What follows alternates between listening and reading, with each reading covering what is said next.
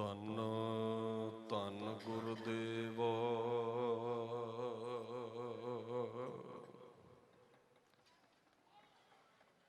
ਜਿਸ ਸੰਗ ਹਰ ਜਪੇ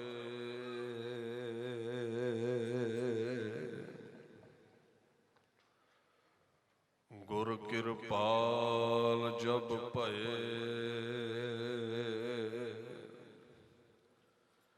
ਤਾਂ ਅਵਗੁਣ ਸਭ ਛਪੇ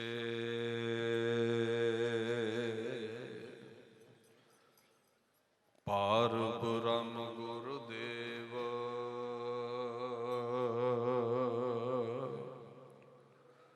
ਨੀਚੋ ਉੱਚ ਥਪੇ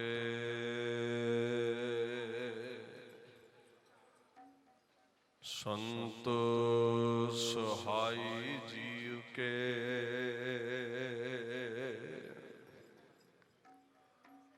ਭਵ ਜਲ ਤਾਰਨ ਹਾਰ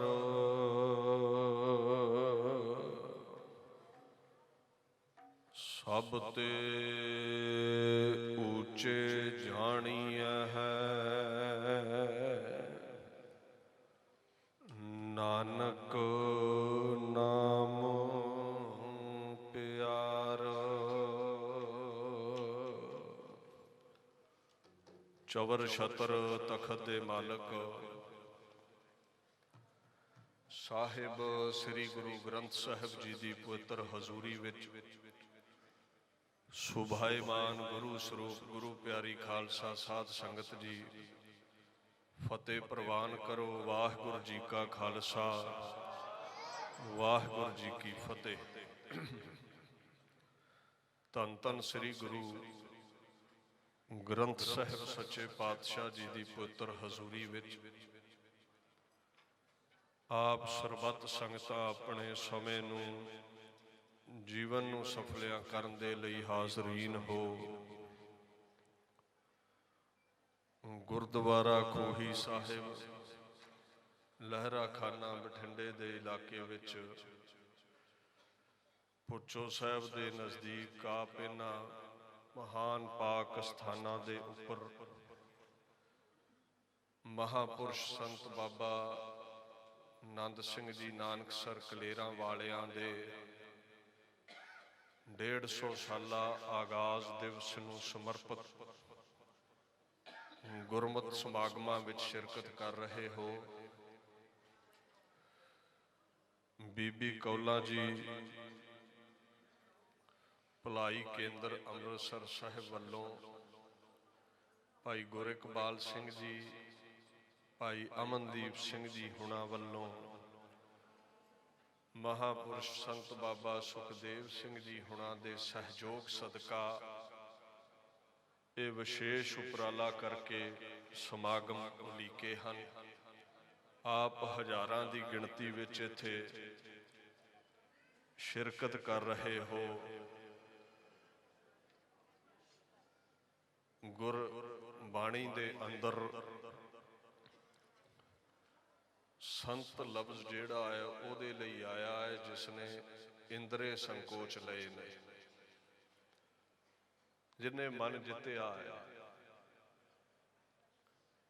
ਜਿਹਦੇ ਗਿਆਨ ਇੰਦਰੇ ਕਰਮ ਇੰਦਰੇ ਕਾਬੂ ਵਿੱਚ ਨੇ, ਔਰ ਸਾਧਨ ਨੇਕੀ ਹੈ ਨਾਮ ਜਪ ਕੇ ਇਹ ਇੰਦਰੀਆਂ ਨੂੰ ਕਾਬੂ ਕਰ ਲਿਆ। ਜਿਨ੍ਹਾਂ ਸਾਸ ਗਿਰਾਸ ਨਾ ਵਿਸਰੈ ਸੇ ਹਰ ਜਨ ਪੂਰੇ ਸਹੀ ਜਾਣ। ਜਿਹੜੇ ਕਹਿੰਦੇ ਨਾ ਸੰਤ ਨਹੀਂ ਹੁੰਦੇ, ਗੁਰੂ ਗ੍ਰੰਥ ਸਾਹਿਬ ਉਹਨਾਂ ਸਾਕਤ ਬਿਰਤੀ ਲੋਕਾਂ ਨੂੰ ਜਵਾਬ ਦਿੰਦੇ ਨੇ, ਸੇ ਹਰ ਜਨ ਪੂਰੇ ਸਹੀ ਜਾਣ। ਜਨ ਲਫ਼ਜ਼ ਫਾਰਸੀ ਵਿੱਚ ਇਸਤਰੀ ਨੂੰ ਕਹਿੰਦੇ ਨੇ, ਸੰਸਕ੍ਰਿਤ ਵਿੱਚ ਸੰਤ ਨੂੰ ਕਹਿੰਦੇ ਨੇ। ਕਹਿੰਦੇ ਜਿਹੜਾ ਹਰ ਸਾਹ ਤੇ ਹਰ ਬੁਰਕੀ ਦੇ ਨਾਲ ਨਾਮ ਜਪਦਾ ਹੈ ਉਹ ਪਰਮਾਤਮਾ ਦੀ ਸੁਹਾਗਣ ਇਸਤਰੀ ਹੈ, ਸੰਤ ਹੈ, ਉਹ ਜਨ ਹੈ। ਤੇ ਨਾਲ ਸਹੀ ਪਾ ਦਿੱਤੀ ਹੈ ਸਹੀ ਦੇ ਵਿੱਚ, ਅਸਲ ਦੇ ਵਿੱਚ ਪੂਰੇ ਸਹੀ ਜਾਣ ਉਹੀ ਸੰਤ ਨੇ ਜਿਨ੍ਹਾਂ ਨੇ ਸਵਾਸ ਸਵਾਸ ਬਾਣੀ ਜਪੀ ਹੈ, ਬਾਣੀ ਪੜ੍ਹੀ ਹੈ। ਐਸੇ ਮਹਾਂਪੁਰਸ਼ ਬਾਬਾ ਆਨੰਦ ਸਿੰਘ ਜੀ ਸਨ। ਗੁਰੂ ਗ੍ਰੰਥ ਸਾਹਿਬ ਦਾ ਫੁਰਮਾਨ ਹੈ, ਹਰ ਹਰ ਸੰਤ ਜਨਾਂ ਕੀ ਜੀਵਨ। ਸੰਤਾਂ ਦਾ ਜੀਵਨ ਟਿਕਿਆ ਹੀ ਇੱਥੇ ਹੈ। ਹੁਣ ਇੱਥੇ 12 ਸਾਲ ਦੇ ਕਰੀਬ ਬਾਬਾ ਆਨੰਦ ਸਿੰਘ ਹੋਣਾ ਪਾਕ ਰੂਹੇ ਜ਼ਮੀਨ ਤੇ ਇਬਾਦਤ ਕੀਤੀ, ਗੁਰੂ ਨਾਨਕ ਨਾਮ ਤੇ ਆਇਆ। ਕਹਿੰਦੇ ਜਿਹੜਾ ਸੰਤ ਦਾ ਜੀਵਨ ਹੈ, ਜਿੱਦਾਂ ਇੱਕ ਵਿਕਾਰੀ ਬੰਦਾ ਵਿਸ਼ੇ ਭੋਗਣ ਵਿੱਚ ਰਸ ਮਾਣਦਾ ਹੈ, ਚਾਹੇ ਉਹ ਅੱਖਾਂ ਦਾ ਰਸ ਹੈ, ਜ਼ੁਬਾਨ ਦਾ ਰਸ ਹੈ, ਸਰੀਰ ਦਾ ਰਸ ਹੈ, ਆਖਣ ਲੱਗੇ ਸੰਤ ਗੁਰੂ ਨਾਨਕ ਦੇ ਨਾਮ ਵਿੱਚੋਂ ਉਹ ਰਸ ਮਾਣਦਾ ਹੈ। ਵਿਖੈ ਰਸ ਭੋਗ ਅੰਮ੍ਰਿਤ ਸੁਖ ਸਾਗਰ, ਰਾਮ ਨਾਮ ਰਸ ਪੀਵਨ, ਹਰ ਹਰ ਸੰਤ ਜਨਾਂ ਕੀ ਜੀਵਨ। ਅਕਾਲ ਪੁਰਖ ਦੇ ਨਾਮ ਚੋਂ ਹੀ ਉਹਨਾਂ ਨੂੰ ਸਾਰੇ ਰਸ ਨੇ। ਵਿਕਾਰੀ ਬੰਦੇ ਨੂੰ ਕਿੱਥੇ ਰਸ ਹੈ? ਗੈਰ ਇਸਤਰੀ ਵਿੱਚ, 36 ਪ੍ਰਕਾਰ ਦੇ ਭੋਜਨਾਂ ਵਿੱਚ। ਜਿੱਦਾਂ ਦਾ ਕਾਮੀ ਨੂੰ ਇਸਤਰੀ ਵਿੱਚੋਂ ਰਸ ਮਿਲਦਾ, ਸੰਤ ਨੂੰ ਨਾਮ ਚੋਂ ਰਸ ਹੈ। ਜਿੱਦਾਂ ਦਾ ਲੋਭੀ ਨੂੰ ਪੈਸੇ ਚੋਂ ਰਸ ਮਿਲਦਾ, ਸੰਤ ਨੂੰ ਨਾਮ ਚੋਂ ਰਸ ਹੈ। ਇਹ ਬਿਰਤੀ ਹੈ ਸੰਤ ਦੀ। ਪਰਸ਼ੀਅਨ ਦੇ ਮਹਾਨ ਵਿਦਵਾਨ ਭਾਈ ਨੰਦ ਲਾਲ ਨੇ ਇੱਕ ਬਚਨ ਕਿਹਾ ਹੈ, ਕਹਿੰਦੇ ਜ਼ਿਕਰੇ ਯਾਦ ਹੱਕ ਕਿ ਉਹ ਬਾਸ਼ਦ ਲਾਜ਼ੀਜ਼, ਕਿ ਉਹ ਬਾਸ਼ਦ ਲਾਜ਼ੀਜ਼ ਅਜ਼ ਹਮਾ ਮੇਵਾ, ਕਿ ਉਹ ਬਾਸ਼ਦ ਲਾਜ਼ੀਜ਼। ਕਹਿੰਦੇ ਸੰਤ ਨੂੰ ਆਪਣੀ ਅਵਸਥਾ ਉਹ ਬਿਆਨ ਕਰਦੇ ਨੇ, ਪਰਮਾਤਮਾ ਦੇ ਨਾਮ ਭਜਨ ਚੋਂ ਮੇਵਿਆਂ ਵਰਗਾ ਰਸ ਮਿਲਦਾ ਹੈ, ਬੜਾ ਸਵਾਦਲਾ ਹੈ। ਕਹਿੰਦੇ ਉਹਦੇ ਨਾਮ ਦਾ ਜਿਹੜਾ ਰਸ ਹੈ, ਬਾਸ਼ਦ ਦਾ ਮਤਲਬ ਹੈ ਹੋਣਾ, ਬੜਾ ਲਾਜ਼ੀਜ਼ ਹੈ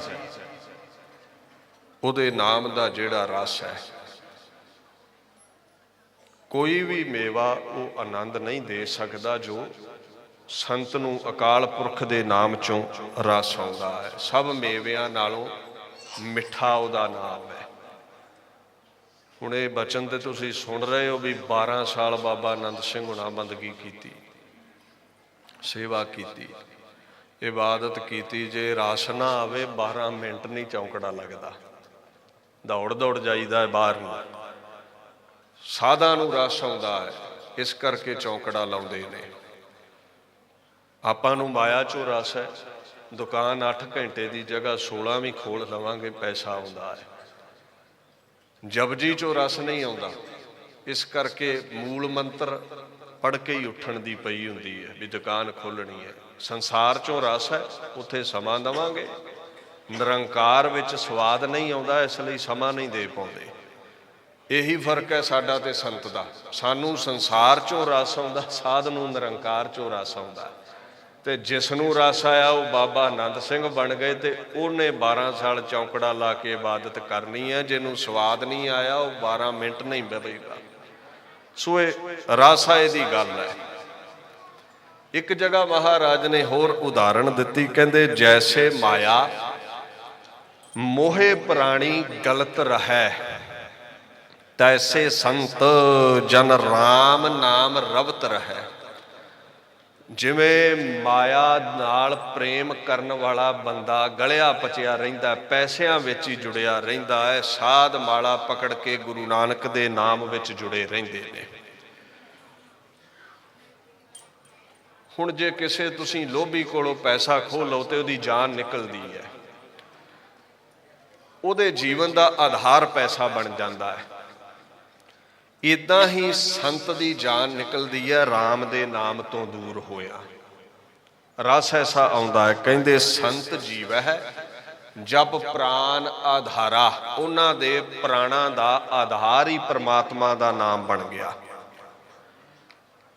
ਹੁਣ ਜਦੋਂ ਜਪਦੇ ਰਹੇ ਪਾਰ ਬ੍ਰਹਮ ਜਨ ਰਹਿਆ ਸਮਾਏ, ਪਰਮੇਸ਼ਵਰ ਦੇ ਵਿੱਚ ਜਪਦੇ ਸਮਾ ਗਏ, ਪਰਮਾਤਮਾ ਦਾ ਰੂਪ ਹੋ ਗਏ। ਕਹਿੰਦੇ ਜਨ ਕੀ ਮਹਿਮਾ ਕਥੀ ਨਾ ਜਾਏ, ਜਿਹੜਾ ਰੱਬ ਵਿੱਚ ਅਭੇਦ ਹੋ ਗਿਆ ਉਹਦੀ ਮਹਿਮਾ ਦਾ ਅੰਤ ਨਹੀਂ ਪਾਇਆ ਜਾ ਸਕਦਾ। ਐਸੇ ਮਹਾਂਪੁਰਸ਼ ਬਾਬਾ ਆਨੰਦ ਸਿੰਘ ਜੀ ਸਨ।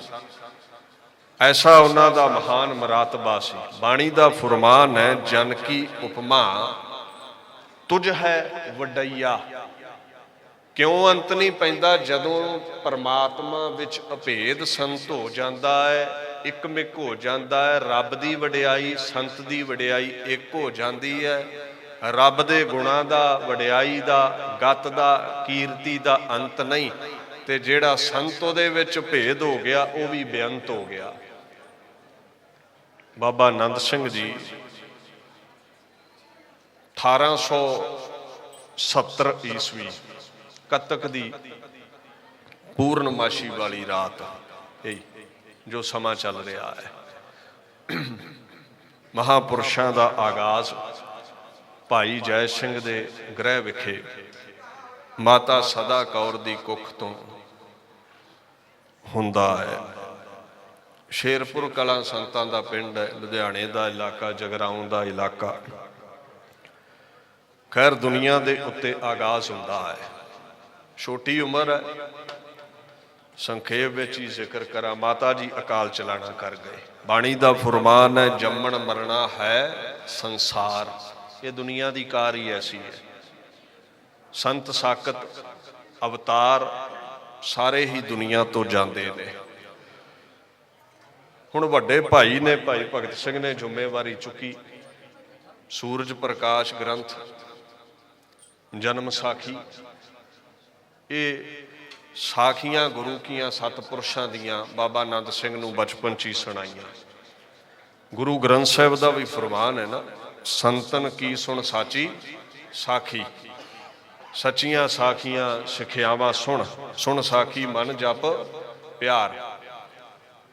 ਕਹਿੰਦੇ ਸਾਖੀਆਂ ਤੂੰ ਸੁਣ, ਮਹਾਂਪੁਰਸ਼ਾਂ ਦੀਆਂ ਸੁਣੀ ਜਿੱਥੋਂ ਚੰਗੀ ਸੇਧ ਮਿਲੇ। ਸਾਖਤਾਂ ਦੀਆਂ ਨਾ ਸੁਣੀ, ਜਿਹੜੇ ਛੱਡ ਕੇ ਦੌੜ ਜਾਂਦੇ ਉਹਨਾਂ ਦੀਆਂ ਨਾ ਸੁਣੀ। ਸਾਖਤਾਂ ਤੋਂ ਤੇ ਦੂਰ ਰਹਿਣਾ ਹੈ। ਕਬੀਰ ਸਾਕਤ ਸੰਗ ਨਾ ਕੀਜੀਐ ਦੂਰੈ ਜਾਈਐ। ਕਬੀਰ ਜੀ ਕਹਿੰਦੇ ਵੇਖ ਕੇ ਭਾਜੋ। ਕਿਸੇ ਨੇ ਪੁੱਛਿਆ ਵੀ ਕੀ ਤੰਗੀ ਕੀ ਹੈ, ਡਰ ਕੀ ਹੈ ਸਾਕਤ ਦਾ? ਕਹਿੰਦੇ ਕਾਲਾ ਭਾਂਡਾ ਹੈ, ਅਗਰ ਥੋੜਾ ਜਿਹਾ ਵੀ ਸਪਰਸ਼ ਹਾਸਲ ਹੋ ਗਿਆ ਤੈਨੂੰ ਤੇ ਕਾਲਖ ਲੱਗੇਗੀ। ਨਿੰਦਕ ਬੰਦੇ ਤੋਂ ਦੂਰ ਰਹਿਣਾ ਹੈ। ਬਾਸਨ ਕਾਰੋ ਪਰਸੀਐ ਤੋ ਕਛ ਲਾਗੈ ਦਾਗ। ਸਾਖੀਆਂ ਸੁਣਨੀਆਂ ਸੰਤਾਂ ਦੀਆਂ। ਬਾਲ ਮੀਕੈ ਹੋਆ ਸਾਧ ਸੰਗ, ਇਹਨਾਂ ਦੀਆਂ ਸੁਣ। ਅਜਾਮਲ ਉਦਰਿਆ ਕਹੇ ਇੱਕ ਬਾਰ, ਇਹਨਾਂ ਦੀਆਂ ਸੁਣ। ਧਰੂ ਕੋ ਮਿਲਿਆ ਹਰ ਨਿਸੰਗ, ਇਹਨਾਂ ਦੀਆਂ ਸੁਣ। ਜਦੋਂ ਸੰਤਾਂ ਦੀਆਂ ਸਾਖੀਆਂ ਸੁਣੇਗਾ, ਪਰਮੇਸ਼ਰ ਪ੍ਰਤੀ ਤੇਰੇ ਅੰਦਰ ਪਿਆਰ ਪੈਦਾ ਹੋਵੇਗਾ। ਕੀ ਹੋਵੇਗਾ? ਗੁਰ ਸਾਖੀ ਜੋਤ ਪ੍ਰਗਟ ਹੋਏ। ਗੁਰੂ ਦੀ ਸਿੱਖਿਆ ਨਾਲ, ਸਾਖੀ ਨਾਲ ਅਕਾਲ ਪੁਰਖ ਦੀ ਅਗੰਮੀ ਜੋਤ ਪ੍ਰਗਟ ਹੋਵੇਗੀ। ਭਾਈ ਭਗਤ ਸਿੰਘ ਨੇ ਲਗਨ ਪੈਦਾ ਕਰ ਦਿੱਤੀ ਬਾਬਾ ਆਨੰਦ ਸਿੰਘ ਦੇ ਹਿਰਦੇ ਅੰਦਰ, ਬਚਪਨ ਚੋਂ ਹੀ ਇਹ ਸਾਖੀਆਂ ਸੁਣਾ ਕੇ। ਦੂਜਾ ਭਾਈ ਸੰਤਾ ਸਿੰਘ ਹਰੇ 14 ਕੁ ਵਰ੍ਹਿਆਂ ਦੇ ਬਾਬਾ ਜੀ ਹੋਏ ਤੇ ਕਿਰਤ ਵੀ ਕਰਦੇ ਨੇ। ਜੋ ਕਮਾਉਣਾ ਗਰੀਬਾਂ ਦੇ ਵਿੱਚ ਵੰਡ ਦੇਣਾ। ਸਾਧਾਂ ਦਾ ਦਿਆਲੂ ਸੁਭਾਅ ਹੁੰਦਾ ਹੈ।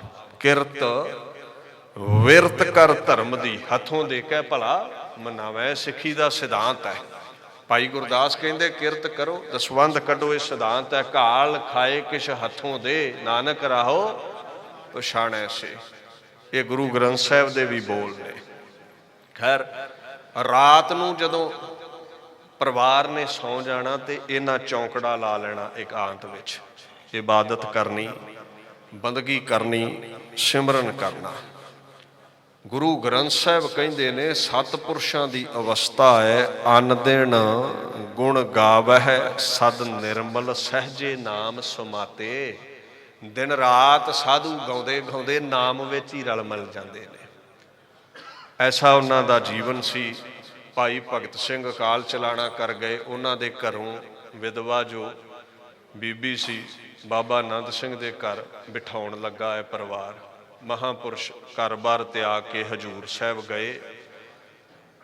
ਇੱਕ ਬੜੀ ਉੱਥੇ ਕਠਿਨ ਸੇਵਾ ਹੈ।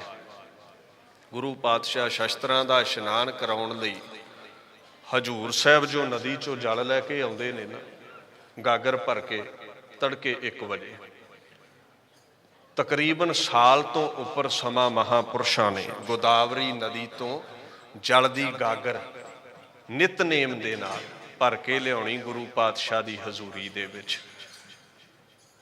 ਇਉਂ ਘਰੋਂ ਜਾ ਕੇ ਹਜੂਰ ਸਾਹਿਬ ਸੇਵਾ ਕੀਤੀ। ਇਹਦੇ ਨਾਲੋਂ ਵੱਡੀ ਕੋਈ ਸੇਵਾ ਨਹੀਂ ਹੈ। ਮਨ ਮੇਰੇ ਸਤਿਗੁਰ ਸੇਵਾ ਸਾਰ, ਗੁਰ ਸੇਵਾ ਤੇ ਹਰ ਪਾਈ ਹੈ, ਜਾ ਕਉ ਨਦਰ ਕਰੇ। ਗੁਰੂ ਦੀ ਸੇਵਾ ਤੋਂ ਹੀ ਕਾਲ ਪੁਰਖ ਮਿਲਦਾ ਹੈ। ਸਭ ਨੂੰ ਵੱਡੀ ਸੇਵਾ ਹੀ ਇਹ ਹੈ, ਮਹਾਂਪੁਰਸ਼ਾਂ ਨੇ ਕੀਤੀ। ਕਹਿੰਦੇ ਇਸ ਸੇਵਾ ਦੀ ਬਦੌਲਤ ਹੀ ਮਾਨਸ ਤੇ ਦੇਵਤੇ ਭਏ, ਧਿਆਇਆ ਨਾਮ ਹਰੇ। ਇਸ ਸੇਵਾ ਦੇ ਨਾਲ ਇਸ ਦੁਨੀਆ ਦੇ ਉੱਤੇ ਆਮ ਇਨਸਾਨ ਵੀ ਦੈਵਿਕ ਬਰਕਤਾਂ ਦਾ ਮਾਲਕ ਬਣ ਜਾਂਦਾ ਹੈ। ਉੱਥੋਂ ਪਰਮਾਤਮਾ ਵੱਲੋਂ ਹੀ ਕੁਝ ਗਿਆਨ ਐਸਾ ਹਾਸਲ ਹੋਇਆ ਵੀ ਜਾਓ ਗੁਰੂ ਗ੍ਰੰਥ ਸਾਹਿਬ ਮਹਾਰਾਜ ਦੀ ਬਾਣੀ ਦੀ ਸੰਥਿਆ ਕਰੋ। ਹਜੂਰ ਸਾਹਿਬ ਤੋਂ ਇੱਥੇ ਆ ਗਏ ਇਸ ਇਲਾਕੇ ਵਿੱਚ, ਠੰਡੇ ਦਾ ਇਲਾਕਾ ਲਹਿਰੇ ਖਾਨੇ। ਬਾਬਾ ਵਧਾਵਾ ਸਿੰਘ ਜੀ ਨਾ ਇੱਥੇ ਬਾਣੀ ਬੜੀ ਪੜ੍ਹਦੇ ਸਨ ਤੇ ਨਾਲ ਬੱਚਿਆਂ ਨੂੰ ਗੁਰੂ ਗ੍ਰੰਥ ਸਾਹਿਬ ਦੀ ਇਤਿਹਾਸ ਦੀ ਵਿੱਦਿਆ ਦਿੰਦੇ ਸਨ। ਉਹਨਾਂ ਕੋਲੋਂ ਆ ਕੇ ਗੁਰੂ ਗ੍ਰੰਥ ਸਾਹਿਬ ਦੀ ਸੰਥਿਆ ਲਈ ਗੁਰ ਪ੍ਰਸਾਦੀ ਵਿੱਦਿਆ ਵਿਚਾਰੈ, ਪੜ੍ਹ ਪਾਵੈ ਮਾਨ, ਵਿੱਦਿਆ ਵਿਚਾਰੀ। ਚੌਂਕੜਾ ਵੇਖ ਕੇ ਬਾਬਾ ਵਧਾਵਾ ਸਿੰਘ ਨੇ ਸੋਚਿਆ ਵੀ ਇਹ ਉੱਚੀਆਂ ਮੰਜ਼ਲਾਂ ਵੱਲ ਜਾਣ ਵਾਲਾ ਹੈ। ਚਲੋ ਤੁਹਾਨੂੰ ਬਾਬਾ ਮਹਾ ਹਰਨਾਮ ਸਿੰਘ ਹੁਣਾਂ ਕੋਲ ਭੁੱਚੋ ਲੈ ਚੱਲਾਂ। ਉੱਥੇ ਲੈ ਆਏ। 12 ਸਾਲ ਬਾਬਾ ਮਹਾ ਹਰਨਾਮ ਸਿੰਘ ਹੁਣਾਂ ਨੂੰ ਮੁਰਸ਼ਦ ਧਾਰ ਕੇ ਸੇਵਾ ਕੀਤੀ ਹੈ ਬਾਬਾ ਆਨੰਦ ਸਿੰਘ ਹੁਣਾਂ ਨੇ। ਜਦੋਂ ਤੁਸੀਂ ਉਹਨਾਂ ਮਹਾਂਪੁਰਸ਼ਾਂ ਦੀਆਂ ਸਾਖੀਆਂ ਪੜ੍ਹਦੇ ਹੋ ਨਾ, ਇਬਾਦਤ ਕੀਤੀ, ਬੰਦਗੀ ਕੀਤੀ, ਸੇਵਾ ਕੀਤੀ, ਖੁਸ਼ੀਆਂ ਲਈਆਂ ਬਾਬਾ ਮਹਾ ਹਰਨਾਮ ਸਿੰਘ ਹੁਣਾਂ ਦੀਆਂ। ਇੱਥੇ ਲਗਨ ਹੋਰ ਵੀ ਪਰਪੱਕ ਹੋ ਗਈ। ਦੀਨ ਦੁਨੀਆ ਦੇ ਮਾਲਕ ਗੁਰੂ ਗ੍ਰੰਥ ਸਾਹਿਬ ਕਹਿੰਦੇ ਨੇ ਸੰਤਾਂ ਸੰਗਤ ਮਿਲ ਰਿਹਾ। ਸੰਤ ਦੀ ਸੰਗਤ ਵਿੱਚ ਜਿਹੜਾ ਮਿਲਦਾ ਹੈ, ਪੂਰੇ ਸਾਧੂ ਦੀ ਸੰਗਤ ਵਿੱਚ ਜਪ ਰਾਮ ਨਾਮ ਸੁਖ ਪਾਏ। ਪਰਮਾਤਮਾ ਨੂੰ ਉਹ ਮਿਲਦਾ ਹੈ, ਰਾਮ ਦਾ ਨਾਮ ਜਪ ਕੇ ਸਦੀਵੀ ਸੁਖ ਮਾਣਦਾ ਹੈ ਤੇ ਸੁਖ ਵੰਡਦਾ ਹੈ। ਇਹਦੇ ਬਾਅਦ ਹੋਰ ਵੀ ਕਠਿਨ ਤਪੱਸਿਆ ਉਹਨਾਂ ਆਰੰਭ ਕੀਤੀ। ਭਾਰਤ ਵਰਸ਼ ਵਿੱਚ ਬੜਾ ਵਿਚਰੇ। ਅੱਜ ਕੱਲ੍ਹ ਪਾਕਿਸਤਾਨ ਦਾ ਇਲਾਕਾ ਸਮਝੋ। ਚੂਨੀਆਂ ਦਾ ਜਿਹੜਾ ਜ਼ਖੀਰਾ ਹੈ ਨਾ, ਜੰਗਲ, ਅੱਛਾ ਐਸੀ ਜਗ੍ਹਾ ਲੱਭਦੇ ਸਨ ਜਿੱਥੇ ਰੌਲਾ ਰੱਪਾ ਭੀੜ ਭੜੱਕਾ ਨਾ ਹੋਵੇ, ਲੋਕਾਈ ਤੋਂ ਹਟਵੀਂ। ਉਹ ਜਿਹੜਾ ਜ਼ਖੀਰਾ ਸੀ, ਜੰਗਲ ਸੀ, ਉੱਥੇ ਬਹਿ ਗਏ ਚੌਂਕੜਾ ਲਾ ਕੇ। ਕਦੇ ਹੜੱਪੇ ਦੇ ਜੰਗਲ ਬਹਿ ਗਏ ਚੌਂਕੜਾ ਲਾ ਕੇ। ਐਸਾ ਸੁਭਾਅ ਸੀ। ਸਾਲ ਉੱਥੇ ਹੀ ਬੈਠੇ ਰਹੇ। ਰਸ ਆਉਂਦਾ ਹੈ ਨਾ ਨਾਮ ਚੋਂ। ਚੌਂਕੜਾ ਲਾ ਕੇ ਬੈਠੇ ਨੇ। ਚਾਹੇ ਉਹ ਝੰਗ ਮਗਿਆਣਾ ਹੈ, ਲਾਇਲਪੁਰ ਹੈ, ਜਿੰਨੇ ਵੀ ਇਹ ਇਲਾਕੇ ਨੇ ਤਾਰਿਆ, ਬੀਆਬਾਨ ਇਲਾਕਿਆਂ ਵਿੱਚ ਬੈਠ ਕੇ ਇਬਾਦਤ ਕੀਤੀ। ਕਹਿੰਦੇ ਜਪ ਤਪ ਸੰਜਮ ਕਰਮ ਧਰਮ ਹਰ ਕੀਰਤਨ ਜਨ ਗਾਇਓ। ਗੁਰੂ ਨਾਨਕ ਅਕਾਲ ਪੁਰਖ ਦੀ ਕੀਰਤੀ ਗਾਉਣ ਵਿੱਚ ਹੀ ਜਪ ਹੈ, ਤਪ ਹੈ, ਇੰਦਰੀਆਂ ਨੂੰ ਕਾਬੂ ਕਰਨ ਵਾਲਾ ਸੰਜਮ ਹੈ। ਇਹ ਸਭ ਕੁਝ ਗੁਰੂ ਨਾਨਕ ਦੇ ਗੁਣ ਗਾ ਕੇ ਬਾਬਾ ਆਨੰਦ ਸਿੰਘ ਹੁਣਾਂ ਹਾਸਲ ਕੀਤਾ। ਸੋ ਬੜੀ ਬੰਦਗੀ ਕੀਤੀ। ਖਾਂਦੇ ਥੋੜਾ ਸਨ, ਪੱਤੇ ਖਾ ਕੇ ਜੰਗਲਾਂ ਦੇ ਗੁਜ਼ਾਰਾ ਕਰਨਾ, ਕਰੀਰ ਦੇ ਡੇਲੇ ਛਕਣੇ। ਮੈਂ ਇੱਕ ਗੱਲ ਕਹਿ ਦੇਵਾਂ, ਜਿਹਨੂੰ ਨਾਮ ਚੋਂ ਰਸ ਆਉਂਦਾ ਹੈ ਨਾ, ਗੁਰੂ ਗ੍ਰੰਥ ਸਾਹਿਬ ਕਹਿੰਦੇ ਤਿੱਥੈ ਊਂਘ ਨਾ ਭੁੱਖ ਹੈ, ਤਿੱਥੈ ਊਂਘ ਨਾ ਭੁੱਖ ਹੈ, ਹਰ ਅੰਮ੍ਰਿਤ ਨਾਮ ਸੁਖ ਵਾਸ। ਜਿੱਥੇ ਗੁਰੂ ਨਾਨਕ ਦੇ ਨਾਮ ਦੀ ਰਸਮਈ ਕੀਰਤੀ ਚੱਲਦੀ ਹੈ ਨਾ, ਜਿੱਥੇ ਉਸ ਨਾਮ ਦਾ ਰਸ ਆ ਗਿਆ, ਕਹਿੰਦੇ ਨਾ ਭੁੱਖ ਨਾ ਨੀਂਦ, ਉੱਥੇ ਸਭ ਕੁਝ ਹੀ ਉੱਡ ਜਾਂਦਾ ਹੈ। ਗੱਲ ਰਸ ਆਏ ਦੀ ਹੈ। ਸਾਨੂੰ ਨਹੀਂ ਆਇਆ, ਬਹੁਤਾ ਖਾਂਦੇ ਆ, ਬਹੁਤਾ ਸੌਂਦੇ ਆ। ਜਿਨ੍ਹਾਂ ਨੂੰ ਰਸ ਆ ਗਿਆ ਉਹ ਨਾਮ ਵਿੱਚ ਹੀ ਬੈਠੇ ਰਹਿੰਦੇ ਨੇ। ਉਹਨਾਂ ਦੁਨੀਆ ਤੋੜੇ ਬੰਧਨਾ, ਅਨ ਪਾਣੀ ਥੋੜਾ ਖਾਇਆ, ਸਭ ਬੰਧਨ ਟੁੱਟ ਗਏ। ਅੰਨ ਪਾਣੀ ਥੋੜਾ ਛਕਦੇ ਸਨ। ਹੁਣ ਉਹਨਾਂ ਮਹਾਂਪੁਰਸ਼ਾਂ ਦੇ ਜੀਵਨ 'ਚ ਸਾਖੀਆਂ ਬੜੀਆਂ ਪ੍ਰਚਲਿਤ ਨੇ। ਉਸ ਮਹਾਤਮਾ ਵਰਗਾ ਤਿਆਗ ਜੀਵਨ ਵਿੱਚ ਆ ਜਾਵੇ, ਪਤਾ ਨਹੀਂ ਕਿੰਨੇ ਜਨਮਾਂ ਦੀ ਇਬਾਦਤ ਚਾਹੀਦੀ ਹੈ। ਸੁਭਾਅ ਸੀ ਵੀ ਜੇ ਅੱਜ ਇਸ ਪਿੰਡ ਚੌਂਕੜਾ ਲਾਇਆ ਹੈ ਨਾ ਤੇ 5-7 ਦਿਨ ਬੈਠੇ ਰਹੇ, ਸੰਗਤ ਜ਼ਿਆਦਾ ਆਉਣ ਲੱਗ ਪਈ ਤੇ ਇੱਥੋਂ ਚੁੱਪ ਚਪੀਤੇ ਹੀ ਨਿਕਲ ਜਾਣਾ ਰਾਤ ਨੂੰ ਦੂਸਰੇ ਪਿੰਡ।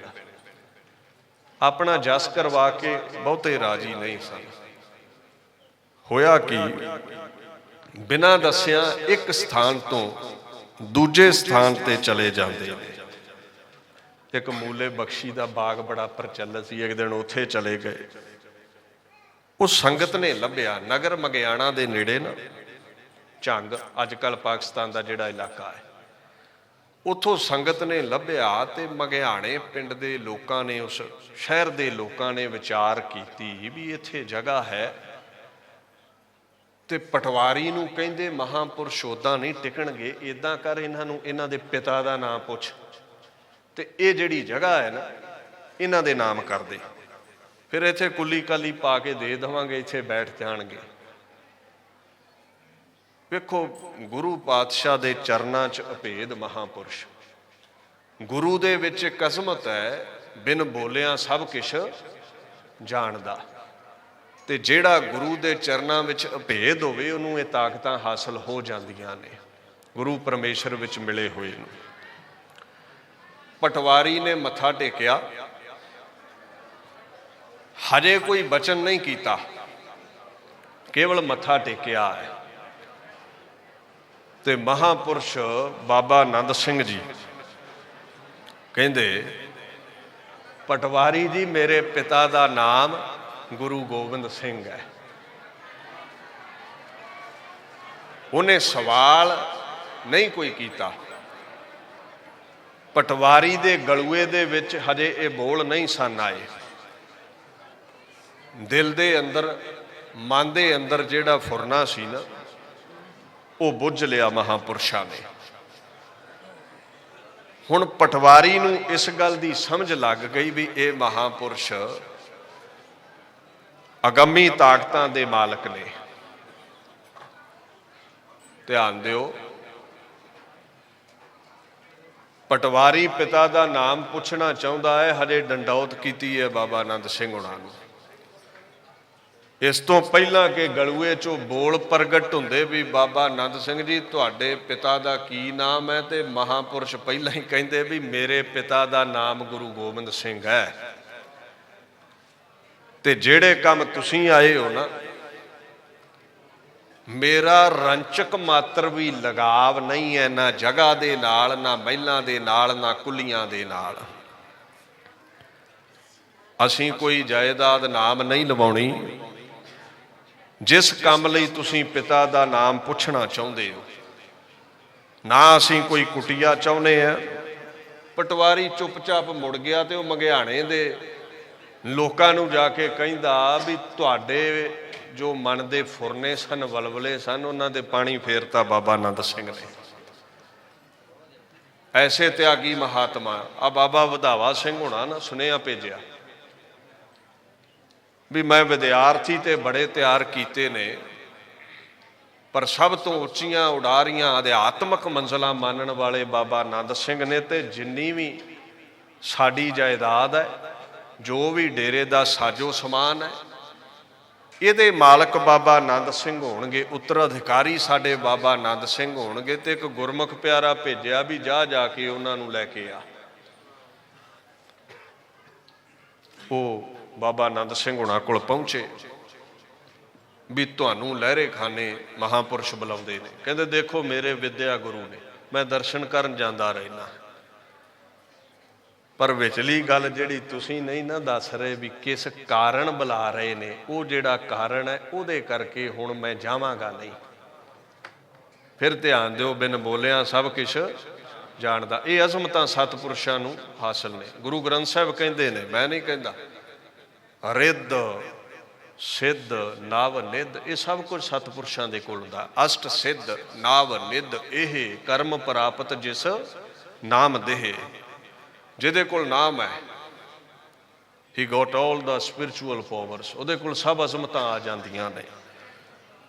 ਫਿਰ ਕੁਝ ਸਮਾਂ ਬਾਅਦ ਨਾ ਲਹਿਰੇ ਖਾਨੇ ਆਪ ਹੀ ਸਹਿ ਸੁਭਾਅ ਹੀ ਚਲੇ ਗਏ ਦਰਸ਼ਨ ਕਰਨ, ਵੀ ਮੇਰੇ ਵਿਦਿਆ ਗੁਰੂ ਨੇ ਬਾਬਾ ਵਧਾਵਾ ਸਿੰਘ। ਉਹ ਜਾਂਦਿਆਂ ਨੂੰ ਇੱਕ ਸਟਾਮ ਲਿਖਾ ਰਹੇ ਸਨ ਵੀ ਸਾਰੀ ਜਾਇਦਾਦ ਬਾਬਾ ਆਨੰਦ ਸਿੰਘ ਦੀ ਹੈ। ਤੇ ਜਦੋਂ ਬਾਬਾ ਆਨੰਦ ਸਿੰਘ ਪਹੁੰਚੇ ਤੇ ਕਹਿੰਦੇ ਜੀ ਇਹ ਸਟਾਮ ਤੇ ਦਸਤਖਤ ਕਰ ਦਿਓ। ਬਾਬਾ ਵਧਾਵਾ ਸਿੰਘ ਕਹਿੰਦੇ, ਤੇ ਬਾਬਾ ਆਨੰਦ ਸਿੰਘ ਕਹਿੰਦੇ ਜੀ ਮੈਂ ਕਦੀ ਕਲਮ ਨਹੀਂ ਫੜੀ, ਇਹ ਕੀ ਹੈ ਪੜ੍ਹ ਕੇ ਦੱਸੋ। ਤੇ ਬਾਬਾ ਵਧਾਵਾ ਸਿੰਘ ਕਹਿੰਦੇ ਜੀ ਇਹ ਜਾਇਦਾਦ ਦੇ ਕਾਗਜ਼ ਨੇ ਤੇ ਤੁਹਾਡੇ ਨਾਲ ਸਾਰੀ ਇਹ ਡੇਰੇ ਦੀ ਜਾਇਦਾਦ ਕਰਨ ਲੱਗਾ ਹੈ। ਬਾਬਾ ਆਨੰਦ ਸਿੰਘ ਨੇ ਜਿਹੜੇ ਉੱਥੇ ਬਚਨ ਕਹੇ ਨੇ ਨਾ, ਇਹ ਮੈਂ ਜਿਹੜੇ ਤਿਆਗ ਦੀ ਗੱਲ ਕਰ ਰਿਹਾ, ਇਹ ਜਨਮਾਂ ਜਨਮੰਤਰਾਂ ਦੀ ਇਬਾਦਤ ਤੋਂ ਬਾਅਦ, ਬੰਦਗੀ ਤੋਂ ਬਾਅਦ ਬੜੇ ਦੁਨੀਆ ਦੇ ਉੱਤੇ ਵਿਰਲੇ ਮਹਾਤਮਾ ਹੋਣਗੇ ਜਿਨ੍ਹਾਂ ਨੂੰ ਹਾਸਲ ਹੋਇਆ ਹੈ। ਬਾਬਾ ਵਧਾਵਾ ਸਿੰਘ ਨੂੰ ਕਹਿੰਦੇ ਜੀ ਵੇਖੋ, ਮੇਰਾ ਗੁਰੂ ਨਾਨਕ ਉਹ ਅਕਾਲ ਪੁਰਖ 14 ਤਬਕਾਂ ਦਾ ਮਾਲਕ ਹੈ, ਸਮੁੱਚੇ ਬ੍ਰਹਿਮੰਡ ਦਾ ਮਾਲਕ ਹੈ। ਮੈਂ ਉਹਦਾ ਸੇਵਕ, ਮੈਂ ਉਹਦਾ ਲਖਤੇ ਜਿਗਰ, ਮੈਂ ਉਹਦਾ ਦਿਲਬੰਦ, ਮੈਂ ਉਹਦਾ ਦਿਲਾਵਰ। ਤੇ ਗੱਲ ਇਹ ਹੈ ਵੀ ਪਿਓ ਦੀ ਜਾਇਦਾਦ ਸਾਰੀ ਪੁੱਤਰ ਦੀ ਹੁੰਦੀ ਹੈ, ਤੇ ਮੈਂ ਸਮੁੱਚੇ ਖੰਡਾਂ ਬ੍ਰਹਿਮੰਡਾਂ ਦੇ ਮਾਲਕ ਦਾ ਲਖਤੇ ਜਿਗਰ ਹਾਂ। ਤੇ ਮੈਂ ਸਾਰੀ ਸ੍ਰਿਸ਼ਟੀ ਨੂੰ ਲੱਤ ਮਾਰ ਕੇ ਤੇ ਆ ਨਿੱਕੀ ਦੀ ਖੁੱਡ 'ਚ ਵੜ ਕੇ ਬਹਿ ਜਾਵਾਂ ਵੀ ਆ ਟੁਕੜਾ ਜ਼ਮੀਨ ਦਾ ਨਾਂ ਲਵਾ ਲਵਾਂ। ਮੈਨੂੰ ਇਹ ਜ਼ਮੀਨ ਨਹੀਂ ਚਾਹੀਦੀ, ਮੈਨੂੰ ਮਹਾਂਪੁਰਸ਼ੋ ਇਹ ਜਾਇਦਾਦ ਨਹੀਂ ਚਾਹੀਦੀ। ਭਾਈ ਨੰਦ ਲਾਲ ਨੇ ਇੱਕ ਬੜਾ ਸੁੰਦਰ ਬਚਨ ਕਿਹਾ ਫਾਰਸੀ ਵਿੱਚ, ਕਹਿੰਦੇ ਤਮਾਮ ਦੌਲਤੇ ਦੁਨੀਆ ਬੈਕ ਨਿਗਹ ਬਖਸ਼ਿੰਦ ਯਕੀ ਬਿਦਾ ਕੇ ਗਾਦਾਇਨ ਓ ਸ਼ਾਹੇ ਸ਼ਹਿਨਸ਼ਾਹਾ। ਕਹਿੰਦੇ ਮੇਰਾ ਗੁਰੂ ਗੋਬਿੰਦ ਸਿੰਘ ਗੁਰੂ ਨਾਨਕ ਇੱਕ ਨਦਰ ਦੇ ਨਾਲ ਖੰਡਾਂ ਬ੍ਰਹਿਮੰਡਾਂ ਦੀ ਮਾਲਕੀਅਤ ਸ਼ਹਿਨਸ਼ਾਹੀ ਬਖਸ਼ ਦਿੰਦਾ ਹੈ। ਜਿਹੜਾ ਗੁਰੂ ਨਾਨਕ ਦੇ ਚਰਨਾਂ ਦਾ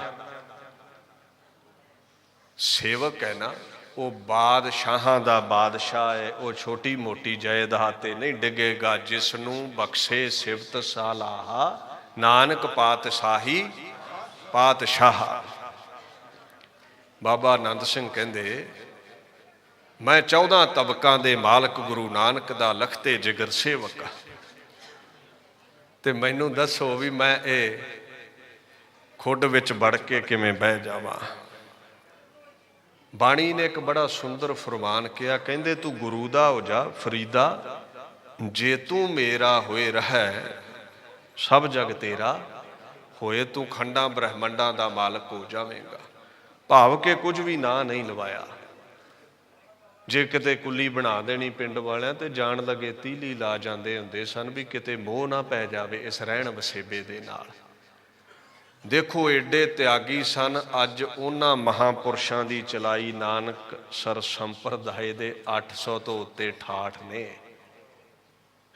ਸਿੱਖੀ ਦਾ ਕੇਂਦਰ ਨੇ, ਜਿੱਥੇ ਖੰਡੇ ਦੀ ਪੌਲ ਬਰਸਦੀ ਹੈ, ਸਿੱਖੀ ਦਾ ਪ੍ਰਚਾਰ ਹੁੰਦਾ ਹੈ।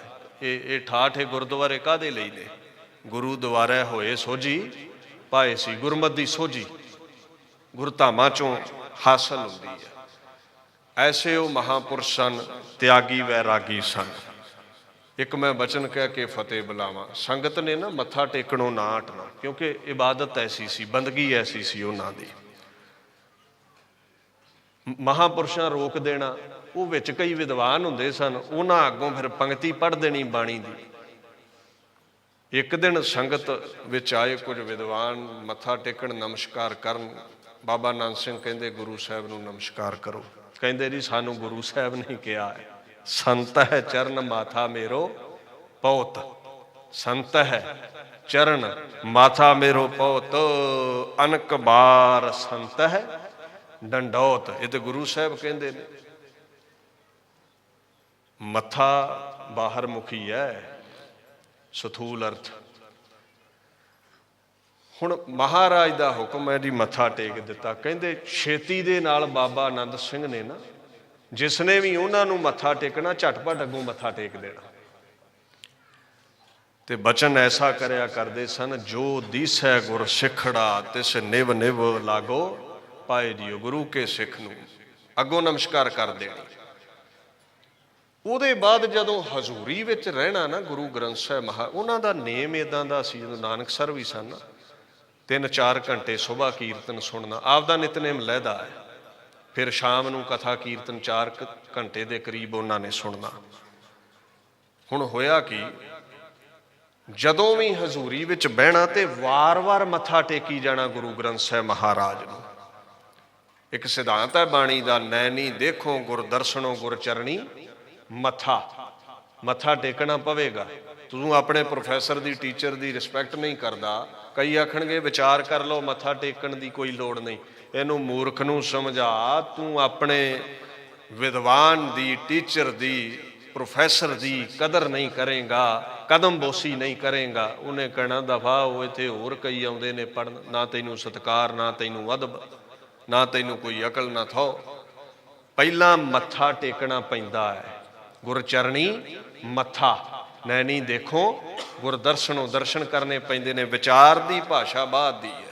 ਕੀ ਪੜ੍ਹਾਵੇਗਾ ਗੁਰੂ, ਇਹ ਬਾਅਦ ਦੀਆਂ ਗੱਲਾਂ ਨੇ। ਕਿਸੇ ਨੇ ਪੁੱਛ ਲਿਆ ਸੰਗਤ ਵਿੱਚੋਂ, ਬਾਬਾ ਜੀ ਵਾਰ-ਵਾਰ ਮੱਥਾ ਕਿਉਂ ਟੇਕਦੇ ਹੋ, ਇੱਕੇ ਵਾਰ ਗੱਲ ਨਹੀਂ ਬਣੀ। ਤੇ ਬਾਬਾ ਆਨੰਦ ਸਿੰਘ ਕਹਿੰਦੇ ਵੀ ਜਿੰਨੀ ਸੰਗਤ ਆ ਕੇ ਮੈਨੂੰ ਨਮਸਕਾਰ ਕਰਦੀ ਹੈ ਨਾ, ਮੈਂ ਉਹਦੇ ਨਾਲੋਂ ਦੂਣੀ ਵਾਰ ਗੁਰੂ ਸਾਹਿਬ ਅੱਗੇ ਨਮਸਕਾਰ ਕਰਕੇ ਸਾਰਾ ਭਾਰ ਲਾ ਦਿੰਦਾ ਹਾਂ। ਕਿਉਂਕਿ ਇਹ ਜਿੰਨਾ ਵੀ ਮੇਰੇ ਦਰ ਤੇ ਕੋਈ ਕਦਮ ਬੋਸੀ ਕਰਦਾ ਹੈ, ਸਾਰੀ ਕਿਰਪਾ ਗੁਰੂ ਨਾਨਕ ਦੀ, ਗੁਰੂ ਗ੍ਰੰਥ ਸਾਹਿਬ ਦੀ ਹੈ। ਜਨ ਨਾਨਕ ਸਤਿਗੁਰ ਪੂਜਿਆ ਤਿਨ ਹਰ ਪੂਜ ਕਰਾਵਾ। ਜਿਹੜੇ ਗੁਰੂ ਨਾਨਕ ਦੇ ਦਰ ਦੀ ਪੂਜਾ ਕਰਦੇ ਨੇ, ਉਹਨਾਂ ਦੀ ਪੂਜਾ ਸੰਸਾਰ ਕਰਦਾ ਹੈ। ਤੁਸੀਂ 150 ਸਾਲਾ ਮਹਾਂਪੁਰਸ਼ਾਂ ਦਾ ਮਨਾ ਰਹੇ ਹੋ, ਔਰ ਦੇਖੋਗੇ ਸਮੁੱਚੀ ਦੁਨੀਆ ਦੇ ਅੰਦਰ, ਦੇਸ਼ਾਂ ਪ੍ਰਦੇਸ਼ਾਂ ਦੇ ਵਿੱਚ ਇਹ ਦਿਹਾੜੇ ਮਨਾਏ ਜਾਣੇ ਨੇ। ਉਹਨਾਂ ਮਹਾਂਪੁਰਸ਼ਾਂ ਨੇ ਅਸੀਮ ਨਾਨਕ ਨਿਰੰਕਾਰੀ ਦੀ ਇਬਾਦਤ ਕੀਤੀ, ਬੰਦਗੀ ਕੀਤੀ, ਬੜੀਆਂ ਬਰਕਤਾਂ ਹਾਸਲ ਕੀਤੀਆਂ। ਨਾਨਕਸਰ ਬੈਠ ਗਏ, ਤੀਰਥਾਂ ਚੋਂ ਤੀਰਥੋ ਹੋ ਨਿਬੜਿਆ। 68 ਤੀਰਥ ਜਹ ਸਾਧ ਪੱਗ ਧਰ ਹੈ। ਸਤਪੁਰਸ਼ ਜਿੱਥੇ ਇਬਾਦਤ ਕਰਦਾ ਉਹ ਤੀਰਥੀ ਬਣ ਜਾਂਦੇ ਨੇ। ਇੱਥੋਂ ਚੱਲੇ ਭੁੱਚੋ ਸਾਹਿਬ ਤੋਂ ਮਹਾਂਪੁਰਸ਼ ਬਾਬਾ ਮਹਾ ਹਰਨਾਮ ਸਿੰਘ ਜੀ ਦੀ ਸੇਵਾ ਕਰਕੇ ਖੁਸ਼ੀਆਂ ਲਈਆਂ, ਨਾਲ ਬੈਠ ਕੇ ਨਾਮ ਜਪਿਆ, ਅਜ਼ਮਤਾਂ ਹਾਸਲ ਕੀਤੀਆਂ। ਔਰ ਗਲੂਏ ਵਿੱਚ ਇੰਨੀ ਤਾਕਤ ਆ ਗਈ, ਭਗਤ ਮੁਖੇ ਤੇ ਬੋਲਦੇ ਸੇ ਵਚਨ ਹੋਵੰਦੇ, ਵਚਨ ਪੂਰੇ ਹੋਣ ਲੱਗ ਪਏ। ਸੰਗਤਾਂ ਦਰ ਤੇ ਆਉਂਦੀਆਂ, ਝੋਲੀਆਂ ਭਰ ਕੇ ਲੈ ਜਾਂਦੀਆਂ। ਗੁਰੂ ਨਾਨਕ ਨਿਰੰਕਾਰੀ ਵਿੱਚ ਅਭੇਦ ਪੁਰਸ਼ ਹੋਏ ਨੇ। ਅੱਜ ਉਹਨਾਂ ਦੇ ਚਲਾਏ ਹੋਏ 68 ਗੁਰਧਾਮ ਸਿੱਖੀ ਦਾ ਕੇਂਦਰ ਨੇ। ਮੈਂ ਇੱਥੇ ਹੀ ਆਪਣੀ ਵਿਚਾਰ ਨੂੰ ਸੰਕੋਚਦਾ ਹਾਂ।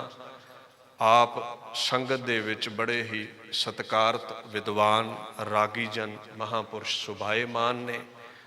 ਭੁੱਚੋ ਸਾਹਿਬ ਤੋਂ ਮਹਾਂਪੁਰਸ਼ ਸੰਤ ਬਾਬਾ ਸੁਖਦੇਵ ਸਿੰਘ ਜੀ ਸੰਗਤ ਦੇ ਵਿੱਚ ਪਹੁੰਚੇ ਨੇ। ਉਹਨਾਂ ਨੇ ਵੀ ਦਰਸ਼ਨ ਕਰਨੇ ਨੇ ਆਪ ਸੰਗਤਾਂ ਦੇ। ਭਾਈ ਸਾਹਿਬ ਭਾਈ ਗੁਰਿਕਬਾਲ ਸਿੰਘ ਜੀ ਉਹ ਵੀ ਪਹੁੰਚੇ ਨੇ, ਜੀ ਆਇਆ ਹੈ।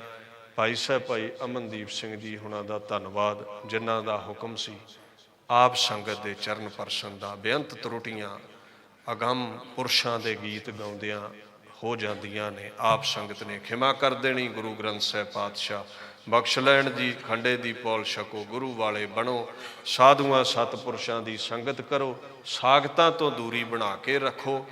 ਜਿਤਨੇ ਵੀ ਗੁਰਧਾਮ 68 ਡੇਰੇ ਨੇ, ਜਿੱਥੇ ਗੁਰੂ ਗ੍ਰੰਥ ਸਾਹਿਬ ਦਾ ਪ੍ਰਕਾਸ਼ ਹੈ, ਸਿੱਖ ਨੇ ਉੱਥੇ ਸਿਜਦਾ ਕਰਨਾ ਹੈ। ਜਿੱਥੇ ਕੋਈ ਦੇਹਧਾਰੀ ਗੁਰੂ ਬਣਿਆ ਬੈਠਾ ਹੈ, ਉੱਥੋਂ ਅਸੀਂ ਦੂਰੀ ਬਣਾਉਣੀ ਹੈ। ਵਾਹਿਗੁਰੂ ਜੀ ਕਾ ਖਾਲਸਾ, ਵਾਹਿਗੁਰੂ ਜੀ ਕੀ ਫਤਿਹ। ਬੋਲੇ ਸੋ ਨਿਹਾਲ।